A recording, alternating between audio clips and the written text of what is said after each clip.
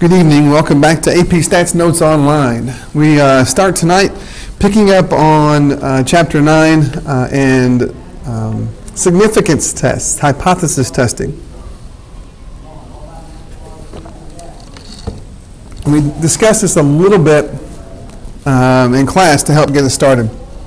We start right away with an example here where we'll carry it forward through the notes for a little bit here, but according to an article in the San Gabriel Valley Tribune, this is the situation we've seen before about most people are kissing the right way. What that means is they tilt their head to the right when they're kissing. In the study, a researcher observed 124 couples kissing in various public places and found that 83 out of 124 of the couples tilted to the right when kissing.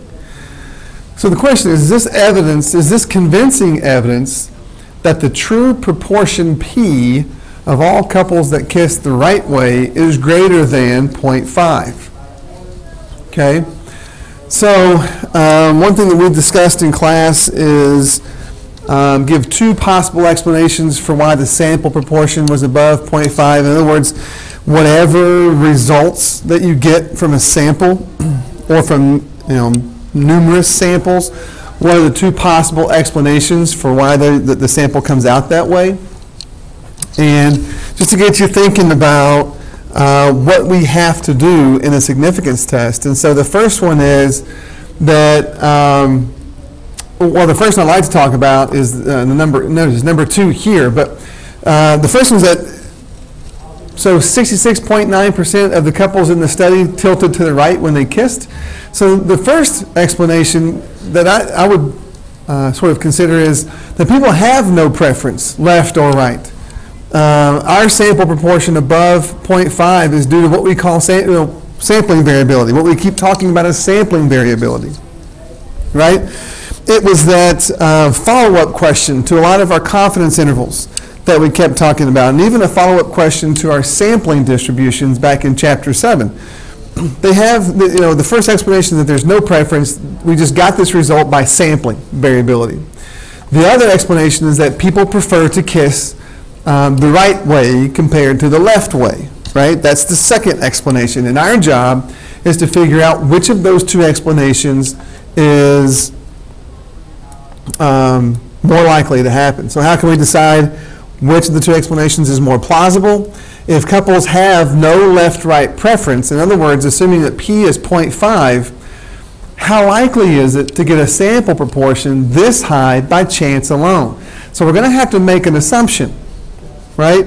We're going to have to first assume that people have no left or right preference, and we'll kind of carry forward this analogy to a jury trial, right?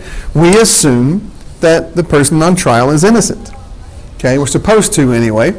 Doesn't always happen that way, but we're supposed to. So how likely is it to get a sample proportion this high by chance alone if we are assuming that here that people have no left-right preference? Okay, so the basic idea behind the significance test.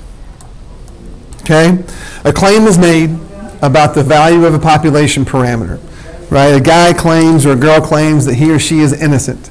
A claim is made about the value of some population parameter. Okay, when a statistic from a sample suggests the claim isn't true, in other words, when there's evidence that they may not, in fact, be innocent, we must put them on trial. We must decide which explanation is more plausible, right? The claim is true and the statistic is different from the claimed value because of sampling variability, right? In terms of our jury trial, the person really is innocent. It was just circumstantial evidence, just coincidence that some of the evidence pointed to the person, okay? Or just misinterpretation of the evidence happens a lot as well. Or the claim isn't true, and the population parameter really is different from what the claim says. Or, again, the person pleading their innocence really did commit the crime. So if the value of the statistic is so different that it would, would rarely occur if the claim was true, if that's the case, then we have good evidence that the claim isn't true. Okay? Take that in for a second. If the value of the statistic is so different that it would rarely occur if the claim was true, we have good evidence that the claim isn't true. Right? If in a jury trial the evidence is so strong that it would rarely occur, that the evidence just wouldn't be pointing to the person if that person truly was innocent, then we have good evidence that the person is guilty, or we have good evidence that the claim isn't true. Okay? That's the basic idea behind a significance test. So we're going to take our sample, and then we're going to find out how likely is it for that sample to occur. Okay? Based on some assumptions. All right? And so to get started, sort of the nuts and bolts of a hypothesis test, okay, or significance test. We'll create or we'll consider two hypotheses. Now, again, the connection made here to science class, and particularly biology class, is that you won't necessarily have two hypotheses. You'll have one, right? That's sort of your scientific method, right? You come up with a hypothesis and then you go test it. Here, we're going to consider two at the same time. So what are a null and an alternative hypothesis, right? So the two that we're going to write is what's called a null hypothesis, H naught, H sub 0, however you want to consider that. This is your null. And your null hypothesis is a statement of no difference. In other words, whatever the claim is, the null will be the null hypothesis will be written as if the population parameter is not different than the claim. Okay. Your alternative hypothesis, and this is your alternative hypothesis, H sub A. That's what we're trying to find evidence for. So while we'll consider the null, we'll consider that the claim is, we'll consider a hypothesis that says that the population parameter is not different than the claim. We're going to go looking for evidence to suggest that it really is different. Okay? What notation is used for each? And this is one of the places where it's really hard to get away from using notation, although you could theoretically do that. But we're going to use parameters and not statistics. We're always testing the population, right? Since we're testing the population, then our hypotheses need to be written in terms of the parameters and not the statistics. In other words, we're going to use P or mu or sigma or any other notation. Now, for us in this class, it'll primarily be P and mu, population proportion, and a population mean. Again, we separate the class into quantitative and categorical variables and how we would treat testing either one of those two variables. Okay, and we'll make that connection again a couple of times throughout. Okay.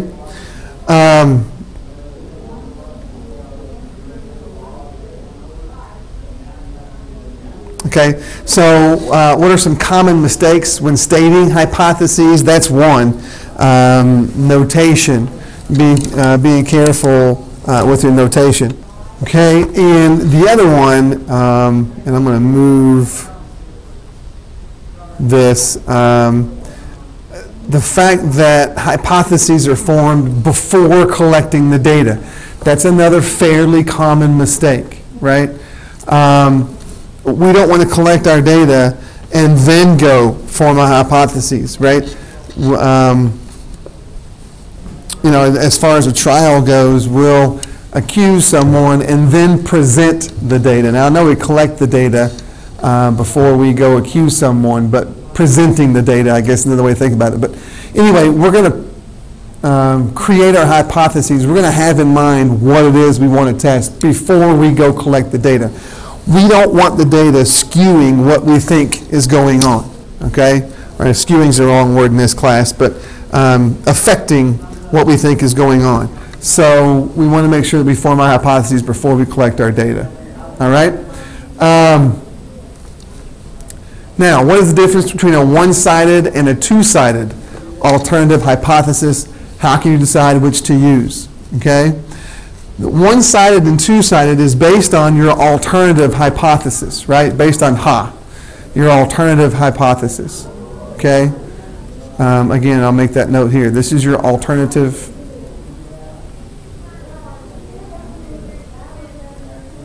hypothesis, okay? In a one-sided test, okay, we'll use greater than or less than. In other words, and we'll see this in just a second. In a two-sided test, we're just going to try to figure out if the population parameter simply is not equal to the claim. In a one-sided test, we want to try to find out if the population parameter is greater than the claim or less than the claim. And we'll take a look at how that can be determined in just a second. But the biggest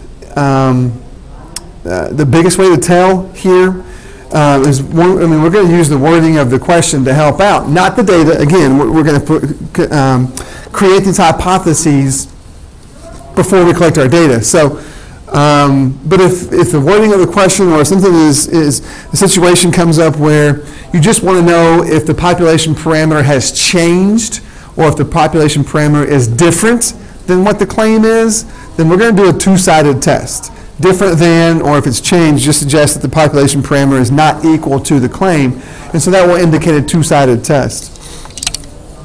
Otherwise, we'll want to go one way or the other. Is the population parameter greater than or less than? Okay? So, let's go back to the kissing the right way situation, right? Describe the parameter of interest in kissing the right way. And again, this kind of gets us into our state plan do conclude sort of idea for a test, but P is the proportion, the true proportion of couples that kiss the right way, tilt to the right when they kiss. State the hypotheses for performing a significance test, right? Well, the question, if you look back into your notes, the question was, is this convincing evidence that the true proportion P of all couples that kiss the right way is greater than 0.5? Okay, so the claim is that it is 0.5. And so our alternative hypothesis, our null, we'll start with the null. The null hypothesis is that P is equal to 0.5. Okay, that the true proportion of couples that kiss the right way is 0.5. The alternative, as the question says, is greater than 0.5. Then we're going to write out our alternative in notation as P is greater than 0.5. Okay, that's how we're going to create our hypotheses. Okay, let's see. Mike is an avid golfer who would like to improve his play. A friend suggests getting new clubs and lets Mike try out a 7-iron. Based on years of experience, Mike has established that the mean distance that balls travel when hit with his old iron is 175 yards and a standard deviation of 15 yards. He is hoping that this new club will make his shots with the 7-iron more consistent, and so he goes to the driving range and hits 50 shots with the new 7-iron. Okay, so describe the parameter of interest in this setting. Well, since Mike is interested in being more consistent, the parameter of interest is the standard deviation of the distance he hits the ball when using the new 7-iron, so sigma. Okay, not his mean distance when he hits. Okay, so state appropriate hypotheses for performing a significance test. All right, so the first one is since because Mike wants to be more consistent, he wants the standard deviation of the distance he hits the ball to be smaller than 15. And so smaller than suggests these hypotheses. The first one, H, not your null is that sigma is equal to 15 yards. That's your statement of no difference. Right now, a standard deviation is 15 yards. And so our null is our statement of no difference. Okay. Again, I'm going to remind us, this is the statement of no difference. So the sigma is going to be no different than what he says it was. Let me move this down here.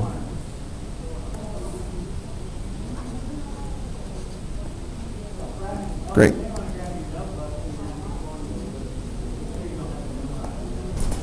Okay? Anyway, this is your null. The alternative is what we want to find evidence for. Is there evidence that the sigma is smaller than 15 yards?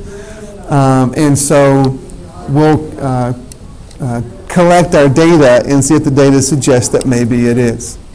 Okay? All right, so that's our hypotheses. And that's how we're going to create our hypotheses. So the next question is, what is a p-value? And what does a p-value measure? All right? A p-value is the probability. So a p-value is a probability. And we've been calculating probabilities. A p-value is the probability of getting a statistic at least as extreme as the one observed in a study, assuming the null hypothesis is true. And that's the key deal here, right? Assuming the null hypothesis is true. So in other words, we collect our data, say from this golf club exercise here, and we find that his standard deviation is actually, and it's going to be S of x, right? His sample standard deviation is actually 10 yards in his sample, right? So what we will do is we will find a way to create what's called a p-value, and the p-value will be the probability of getting a standard deviation of 10 yards or less, so as extreme as the one, at least as extreme as the one observed in the study. Because obviously if the standard deviation is less than 10 yards, we'll have even more evidence that it's not, the standard deviation is less than 15. So, but we're doing this assuming the null hypothesis is true. So it's the probability assuming the null hypothesis is true. Said another way is that if we're assuming the null hypothesis is true, then we're finding the probability of this happening just by sampling variability. That's what we're testing for.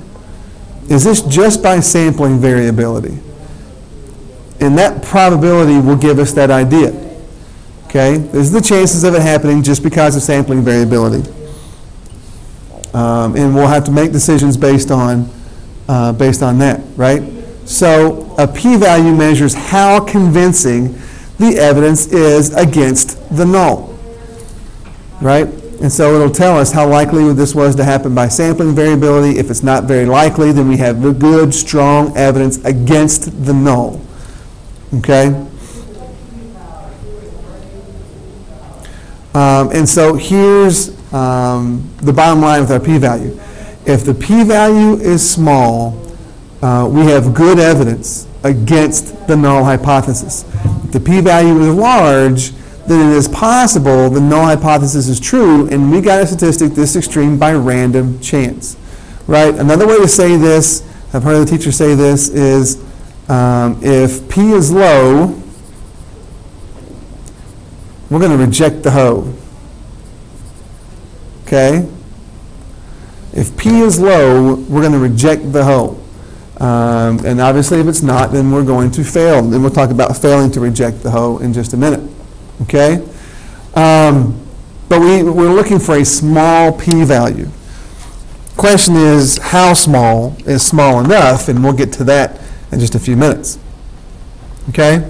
In the kissing example, the p-value, the probability of getting 0.669 from the sample, right? And so we're basically looking at a conditional probability. What's the probability that p hat is 0.669 or greater Given that, remember the bar is given that, the true population proportion is 0.5, right? And that p-value was whatever it was, right? And we want to interpret this value, and don't forget it's always in context. Okay, so assuming that, so here's how we are going to interpret that. Assuming that couples have no left-right preference, and I know I'm marking through the rest of this because I can't draw a straight line, but assuming that the couples have no left-right preference, that's our null hypothesis, right? P equals 0.5, which means half the time they'll kiss left, half the times they'll kiss right. So assuming the couples have no left-right preference, there's a blah, blah, blah, blah, blah, whatever probability of getting a sample proportion of at least 0.669 by chance alone. Okay? And so whatever that probability is, that will lead us into our decision about the null hypothesis, about the HO. Okay?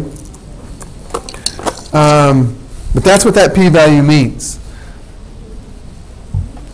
And we'll keep interpreting that as we go through. As a matter of fact, that'll be the last step of our significance test. Okay? All right. So when Mike was testing a new 7-iron, the hypotheses were the null, a statement of no difference, that is the standard deviation of his distance with the 7-iron was 15 yards, versus the alternative where the standard deviation is less than 15 yards, where sigma is the standard deviation of the distances Mike hits golf balls using the new 7-iron. He's trying to be more consistent. So based on 50 shots with the new 7-iron, the standard deviation was 10.9.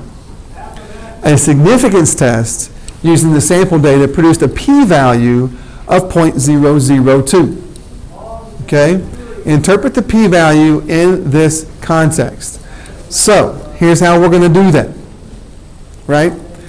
If the true standard deviation is 15 yards, so that's our assuming that H naught is true, assuming the claim is true.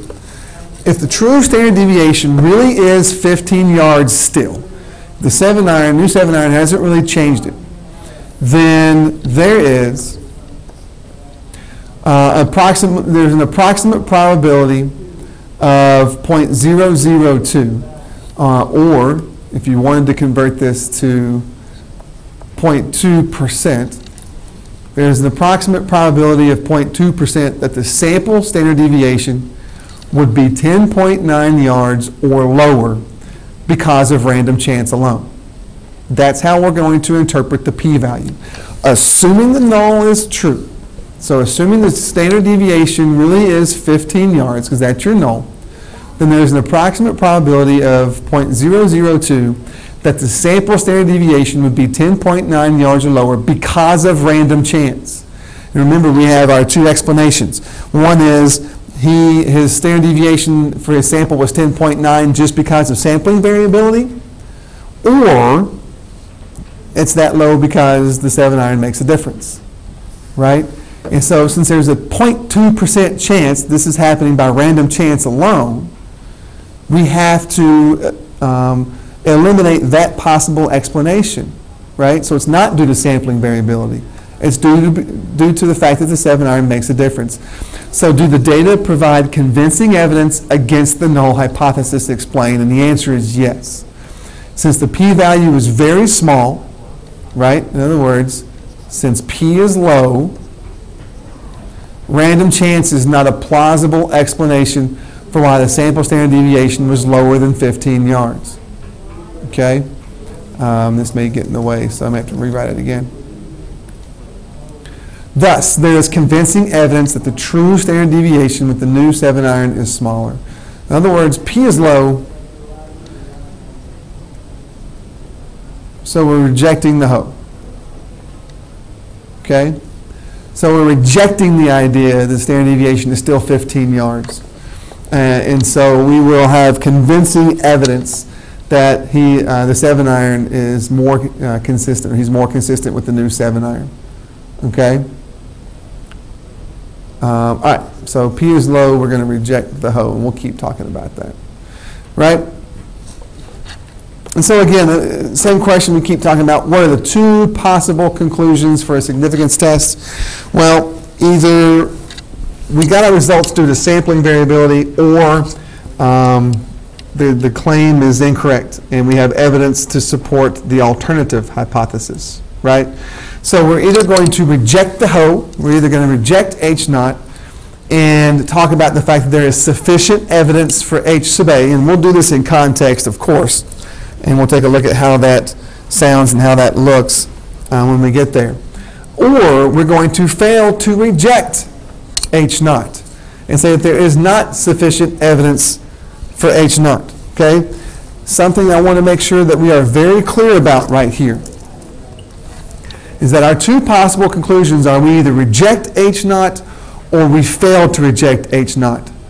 We never accept H sub A. Our conclusion, at least initially, will never be in terms of the alternative hypothesis. Right? All we may know is that we have evidence to suggest that H naught is not true. Okay? And go back to the jury trial. There's a reason why verdicts are handed down in terms of not guilty instead of innocent. Very rarely will you ever hear a jury come back with a verdict of innocent, because even in a jury trial, we're not accepting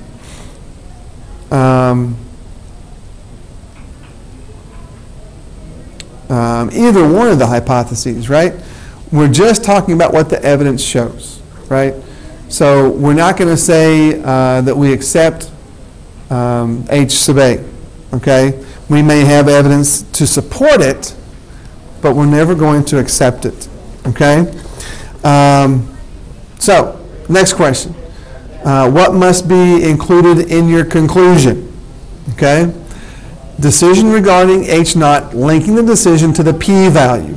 So we're going to reject the Ho because the p-value is this, 0.2% from the golf analogy, or from the golf example up there. And then we're going to talk about either evidence for or against H sub A in context. Now all this is going to be in context. So we're going to make a decision about H naught. And then we're going to talk about there being evidence for or against H sub A. Okay, we're never going to accept H sub A. Okay? Those are going to be what we need to make sure we include in our conclusion. Okay? What is the significance level, and when are the results of a study statistically significant? Okay? We've seen this before. The statistically significant, we've seen this before. The only time we get statistical significance is from a well-designed experiment, right? We talked about that before, where we had treatments in the control group and all that kind of stuff. And so we talk about a significance level and when are the results of a study statistically significant, right? A significance level is a fixed level, right? And we'll call it alpha. Okay, that's what a significance level is. And we'll decide the significance level before we perform the test, before we collect data. It's kind of like our hypotheses. This all happens before we collect our data. Okay?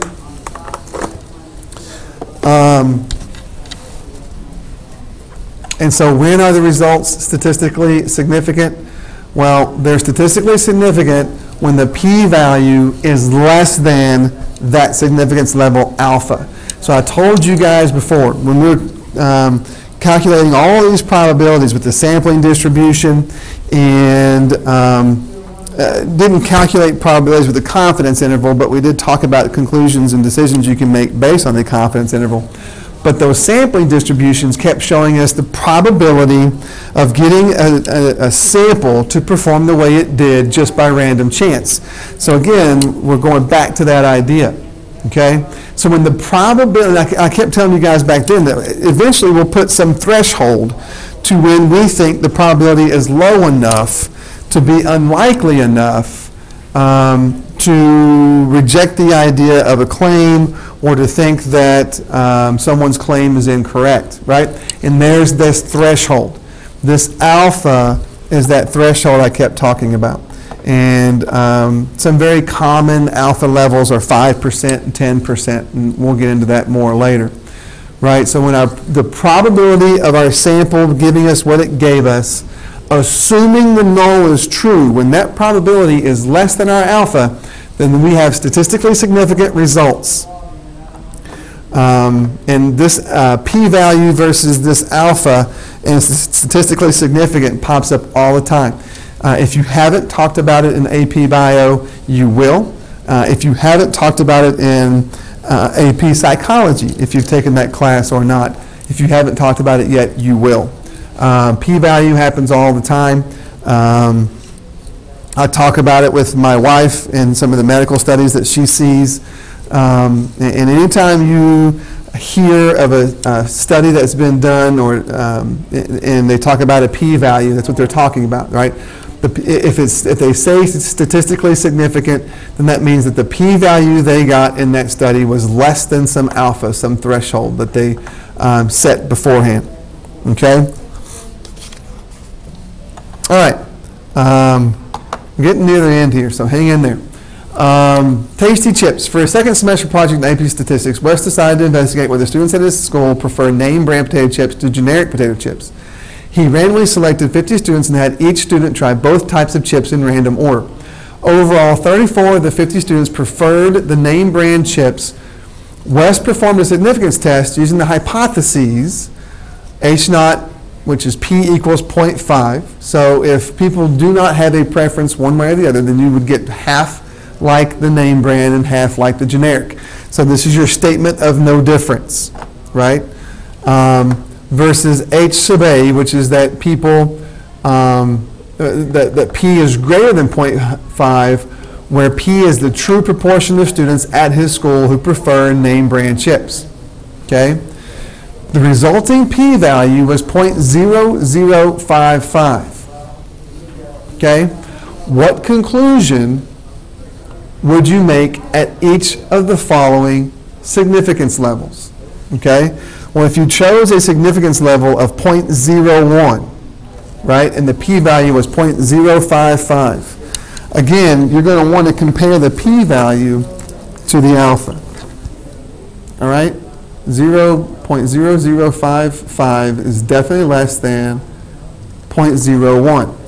So, since p is low, we're going to reject the whole, right?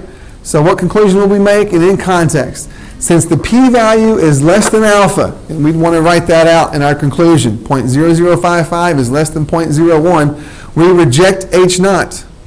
There is evidence that students at Wes's school prefer name brand chips. That's exactly how we want to word that particular conclusion, okay? The next level, at 0.001, if we had a significance level of 0.001, well, now the p-value is greater than alpha, right? So since the p-value is greater than alpha, we fail to reject H0, okay? We don't accept H0. And again, we'll never word things in terms of accepting anything, whether it's H0 or H sub A, right? We fail to reject H0. There is insufficient evidence that students at Wes's school prefer name brand chips, okay? And so those are the two different conclusions we're going to make based on alphas, based on our p-values compared to our alpha level, okay? So these are the basic sort of nuts and bolts of a statistic, of a significance test, and a lot of what everything means and what we're going to compare to what and how we're going to word our conclusions, okay? So that gives us a pretty good basic beginning to our significance test. We'll move forward talking very soon about the different errors you could make. We discussed that in class a little bit, and how to minimize whichever error you think is worse, okay? That's it for now. We'll see you guys in class. Have a good night.